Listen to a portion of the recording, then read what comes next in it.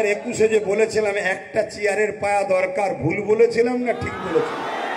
আজকে ভেবে দেখুন তো, চেয়ারের যদি একটা পায়া আমাদের হাতে থাকতো, ওই যে মৌলানা নুরুল্লাহ আমিনী সাহেব বসে আছে, ধরুন উনিই বসে আছে, আমি বসবো না, উনিই বসুন, চারটে পায়ের মধ্যে তিনটে ওনার, একটা যদি আমাদের থাকতো, উনি ওখানে বসে আমাদের বিরুদ্ধে দিল্লি চলে যাও বলতে পারতো? কেন জানে পায়া খুলে নিলেই পড়ে যাব। এজন্য বলেছিলাম, কিন্তু আমার কম এত খাওয়া খাইয়েছে একজনকে, উনি বদ হজম করে বমি করছে, কি দিল্লি চলে যাও, সব থেকে বড় দুশ্মন আমি হব। এটা আমাদের দুঃখ দিয়েছে না, দেয় না? এই দুঃখের প্রতিশোধ হিসাবে তিনাকে অবিলম্বে এই কালা কানুনের বিরুদ্ধে সুপ্রিম কোর্টে যেতে হবে, আমাদেরকে সর্ব আন্দোলনে সহযোগিতা করতে হবে, এবং যদি থাকতে চাই বাংলায় তাহলে আমাদেরকেও কিন্তু পায়াতে ভাত দিতে হবে। কি বলছেন আপনারা? আর না হয় আমরাও সময় এলে বলবো আপনিও দিল্লি যান। কি বলতে পারবেন তো নাকি? এখন আরো একটা কথা বলছি, বুকে হাত দিয়ে বলুন, এই সময়ে নওশাদ সিদ্দিকী সুপ্রিম কোর্টে কেস করেছে না করেনি? আচ্ছা বলুন, ওর সাথে যদি আরো গোটা 30-40 থাকতো, আপনাদের কিছু ক্ষতি হতো না উপকার হতো? উপকার হতো না, হতো না? আরো গোটা 40 তো কেস করতো, আরো গোটা 40 তো যেত। তবে আমি আপনাদেরকে সতর্ক একটা করে যাচ্ছি, সেটা হলো এটাই, শাসকেরই ছায়া তলে থাকা কিছু সমাজ বিরোধী যুবক ছেলের দ্বারা সোশ্যাল মিডিয়া ইসলাম ও নবীর বিরুদ্ধে পোস্ট করবে। শুনছেন? শাসক এদেরকে মাদক দিচ্ছে, সে কেন্দ্র শাসক হোক রাজ্য শাসক হোক, এদেরকে মাদক দিচ্ছে। এরা নবী মুহাম্মদ সাল্লাল্লাহু আলাইহি ওয়াসাল্লাম ইসলামের বিরুদ্ধে কিছু পোস্ট করবে। কেন করবে? যাতে করে এই পোস্টটা দেখে মুসলমান রাস্তায় নামে, আন্দোলন করে।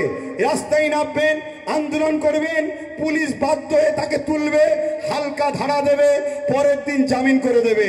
তারপরে যারা যারা আন্দোলন করেছিল পুলিশ তাদের নামে কেস দেবে, তাদের বাড়ি বাড়ি গিয়ে হামলা করবে। আপনারা ছুটে পালাবেন। পুলিশের সাথে কিছু চটিওয়ালা পুলিশ থাকে, তারা আপনাদের পরিবার মা বোনেদের সঙ্গে, বাকিটা আর বলছি না। কথা বুঝছেন না, বোঝেন না? আপনাদের নামে হাজার হাজার কেস হবে। কেন কেস করবে? আপনাদের অর্থনীতিটাকে ধ্বংস করবে বলে। রাজ্য সরকার যদি সত্যি ওয়াকফ কালা কানুনের বিরুদ্ধে হতো, তাহলে 14 তারিখে যখন নওশাদ কলিকাতা শিয়ালদায় ডেকেছিল, ভাঙড় থেকে আসা 1000 নিরীহ ছেলের নামে কেন রাজ্য সরকারের পুলিশ কেস দিল?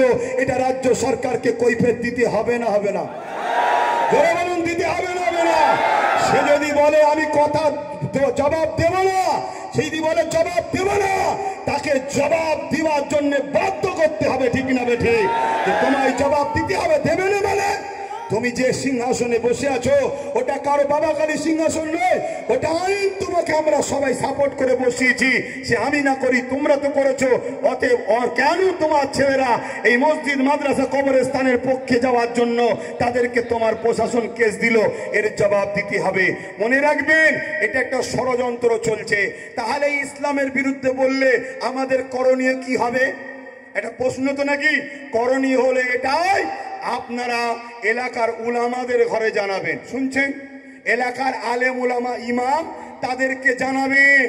আলেম উলামা ইমামরা রেগে গেলে হবে না, একটা ইমানি দায়িত্ব আছে, করতে হবে। জানাবেন। ইমাম আলেম উলামারা কি করবে? ওই এলাকার এমএলএ সাহেব এমপি সাহেবের কাছে যাবে, 24 ঘন্টার মধ্যে ছেলেটা আরজ চাই, নাই আগামী দিনে আপনার বিরুদ্ধে আমরা রাস্তায় নামবো। আলেমরা মসজিদে মসজিদে আপনার বিরুদ্ধে বলবো।